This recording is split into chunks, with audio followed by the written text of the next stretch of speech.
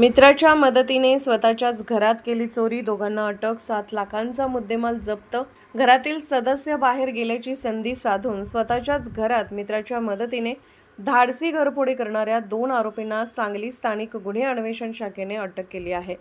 दीपेश बाळासो पाटील वय 25 आणि महेश कुमार खंडेराव पाटील वय 39, दोघे राहणार बिसूर तालुका मिरज अशी अटक केलेल्या संशयितांची नावे असून ते दोघेही रेकॉर्डवरील गुन्हेगार आहेत. त्यांच्याकडून 7,39,000 रुपये किमतीचा मुद्देमाल जप्त करण्यात आला आहे. काय आहे घटना? विसूर येथील फिर्यादी दीपश्री पाटील या 11 जुलै 2026 रोजी कामानिमित्त बाहेर गेले असताना अज्ञात चोरट्याने कडी उघडून घरातील दागिने चोरल्याची तक्रार सांगली ग्रामीण पोलिसात दाखल झाली होती. अशी झाली कारवाई. गुन्हेगारांच्या शोधासाठी एलसीबीचे पोलीस निरीक्षक संजीव झाडे यांनी पथक तयार केले होते. तपास सुरू असताना आरोपी चोरीचे दागिने विकण्यासाठी सांगलीतील कॉलेज कॉर्नर जवळील अक्षरम हॉटेल परिसरात येणार असल्याची माहिती पोलीस अंमलदार राजाराम मुळे व सुमित सूर्यवंशी यांना मिळाली.